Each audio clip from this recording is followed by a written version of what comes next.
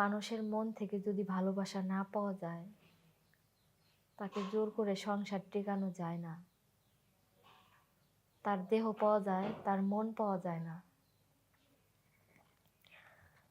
যাক, তারপর যা হলো, দেখতে দেখতে বিয়ের 1 মাস পার হয়ে গেল।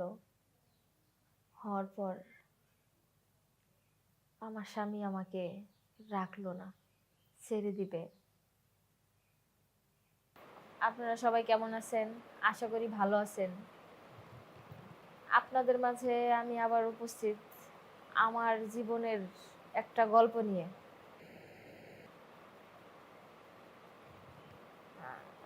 তো গল্পটা অবশ্যই আপনারা মন দিয়ে শুনবেন, তার কারণ হইতে পারে আপনাদের জীবনের গল্পের সাথে মিলে গেল। সাথেই থাকুন আমাদের। আমার বিয়ে হচ্ছিল না, তাই আমার দুলা ভাইয়ের কথা মতো একজনের সাথে ফেসবুক প্রেম করি। প্রেমের টানে একদিন সে আমার বাসায় আসে। ভাইয়েরা সবাই মিলে আমার সাথে যুক্তি করে ছেলেটার সাথে আমাকে বিয়ে দেয়। তারপর জোর করে বিয়ে দেয়। জোর করে বিয়ে কি আর টিকে? না। তার 1 মাস পর তালাক দিয়ে দেয়। আমার বাবা এর বিনিময়ে কিছু টাকা পয়সা পায়, কিন্তু আমার জীবনটা কি হবে?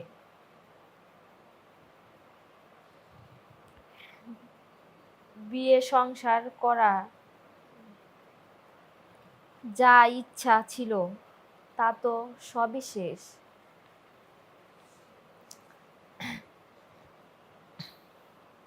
কেমন বাবা মা হলে এত বড় একটা খারাপ কাজ করতে পারে? আমার বিয়ে হচ্ছিল না, সেটা তো আমার কোনো দোষ না, এটা আমার কপালের লিখন। তাই বলে আমার বাবা মা ভাই বোনেরা মিলে একটা ছেলের কাঁধে ঝুলিয়ে দেবে, এটা কি ঠিক? এটা তো ঠিক না। তার কারণ যদি কোনো ছেলে আমাকে ভালোবেসে মন থেকে মেনে নেয়, তার সাথে সংসার করা চলে, সারা জীবন সংসার করা যায়। কিন্তু একটা ছেলের সাথে জোর করে যখনই একটা মেয়েকে বিয়ে দেওয়া যায়, তার সাথে সারা জীবন সংসার করা যায় না। কারণ ওই ছেলে আমাকে ভালোবাসে না। তার দেহ পাবো কিন্তু মন পাবো না।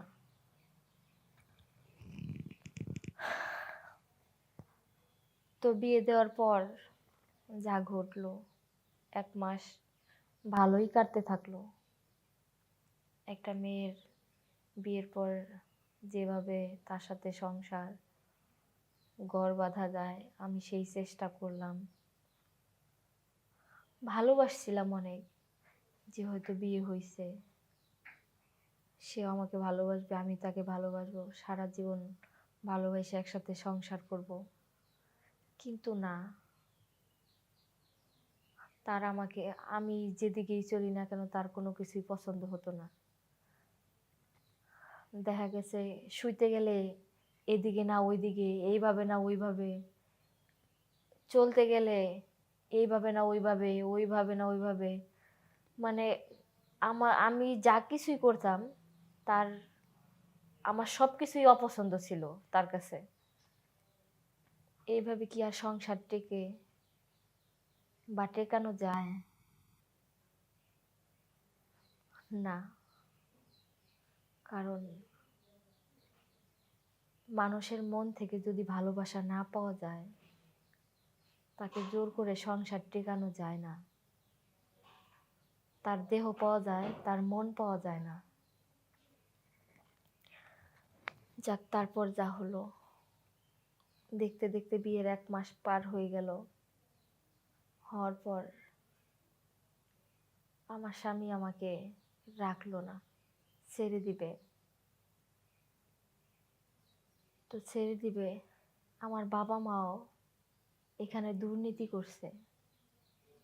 কারণ আমার বিয়েটা যখন পড়ায় তখন কাবিনটা হাই কোয়ালিটির কাবিন দেয়, যেন ছেলেটা আমাকে ছাড়ার সময় ওই কাবিনের পর্যাপ্ত পরিমাণ টাকা আমাকে দিতে হয়। তো 1 মাস পর যখন আমার স্বামী আমাকে রাখবে না, ছেড়ে দিবে,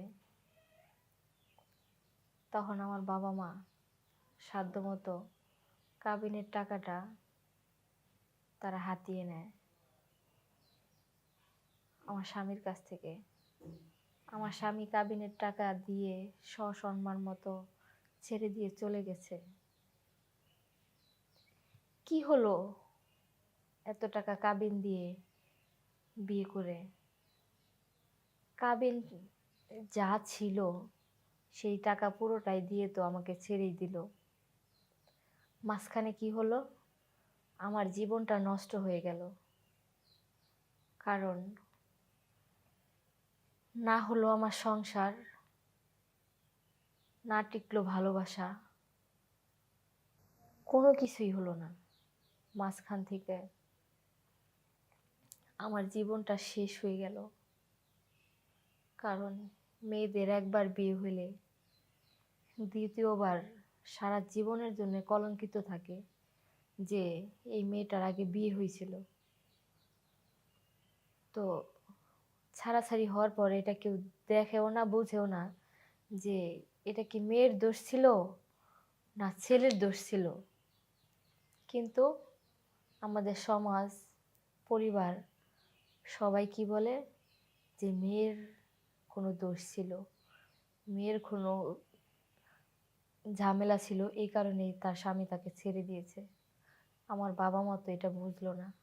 আমার বাবা মা না বুঝা, না যাই না এই ছেলেটার ঘাড়ে আমাকে জোর করিয়ে গছিয়ে দিল। লাস্টে কি হলো? সংসারটা ভেঙে গেল, আমার জীবনটাও শেষ হয়ে গেল। এখন না আমি বাইরে চলাফেরা করতে পারি, না আমার নিজের মনে কোনো কিছু করতে পারি। তাদের বন্দি ঘরে আমাকে থাকতে হয়। সমাজ আমাকে ধিক্কার জানায়। আমি ভালো ছিলাম না, এই কারণে আমার স্বামী আমাকে ছেড়ে গেছে। বাবা মা আবার বিয়ে দিতে চায়, হয়তো বা তারা আবার কোন একজনের কাছ থেকে লাখ লাখ টাকা হাতিয়ে নেওয়ার জন্যই আমাকে বিয়ে দিতে চায়। তবে আমি আর এইভাবে বিয়ে করব না।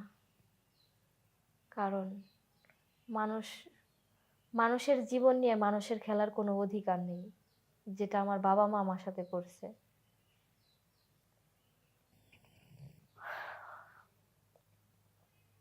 তাই আপনাদের উদ্দেশ্যে বলা যে আপনারা আপনাদের ভাই বোনকে যাকেই বিয়ে দেন, বিয়ে করান, সবাই একটু জেনে বুঝে তাদের মন যাচাই করে তারপর কাজটা করবেন।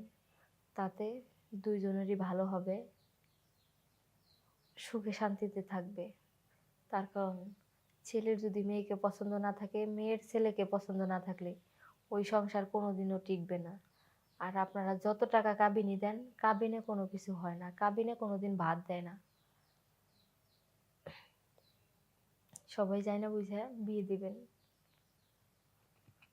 আল্লাহ হাফেজ।